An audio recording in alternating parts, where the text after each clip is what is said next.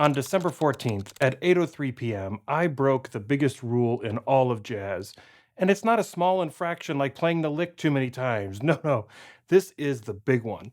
A mistake so grave that I expected a call from my friend Jeremy Siskin saying, I'm not mad. I'm just disappointed. but I have no regrets about it. I would do it again in a heartbeat, and I think you should too. So here's the story. 3 weeks ago, I found myself in a hospital waiting room. My dad was having a minor procedure, and I was sitting there next to my mom.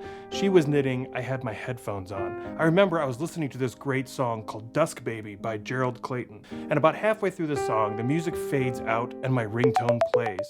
Look down at my phone, and it's my friend Josh Rzepka. Josh is a fantastic trumpet player and a fellow jazz YouTuber. He says, we need a keyboard player for a gig next week. Christmas concert out in rural Ohio. Are you in?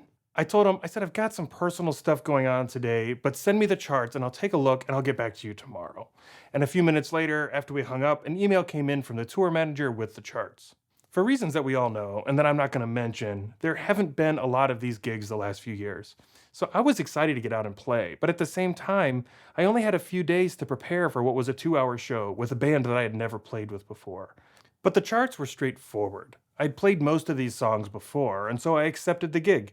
Little did I know that this was starting me on the path which was going to have me commit the cardinal sin of all of jazz.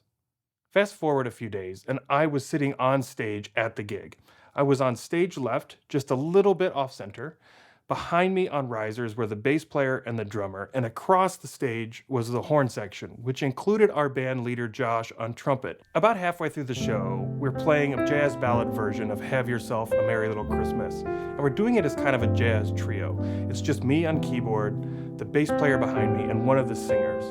The singer steps off to the side, and Josh motions to me to take a solo. And that's when I broke the rule. I played a solo that I had prepared ahead of time. Oh, you get nothing. You lose. Good day, sir. I know, but hear me out. In my preparations, I was really feeling under a time crunch. And in the moment, I was feeling the pressure of 900 sets of eyes on me.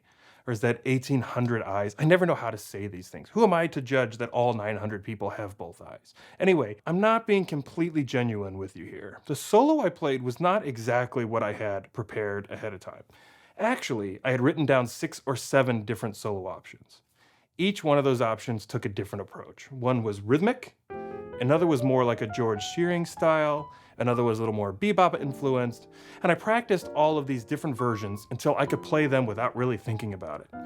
And then when I got to the gig, I just let it all flow with however I was feeling in the moment.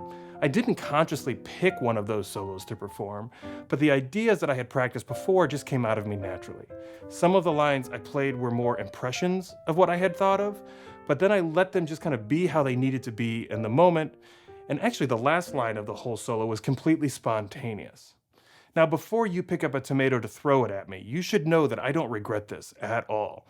Actually, I would go as far to suggest that you should do this for yourself as well. In fact, my course Jazz Fundamentals is built on this whole idea. It has dozens of lessons, each with different techniques that you can practice on your own so that they come out of you when you're soloing. See, when I'm left to improvise on the spot, which is something I do all the time at other gigs, I lean on all of these things that I've practiced heavily. I have specific techniques and voicings and movements that are so ingrained in my hands that they just come out without much thought. And that's fine in most situations, but learning new things requires the luxury of time, of contemplation, the process of writing and rewriting things to get them just the way you want them to sound.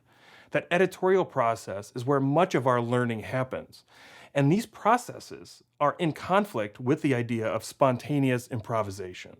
To learn to improvise and sound like Oscar or Bird or Bill or Larry or any of the other greats, you have to practice the art of soloing. And a big part of that means exploring new ideas. And for me, that's writing them down, fixing them, rewriting them, editing them, practicing them when nobody is listening. So this is why I recommend that you take the time to write out your solos ahead of time. You should learn how to play them, but then when you get to the gig, ready to perform, you should throw them away and go wherever the moment takes you. If you don't, I won't be mad, but I will be disappointed.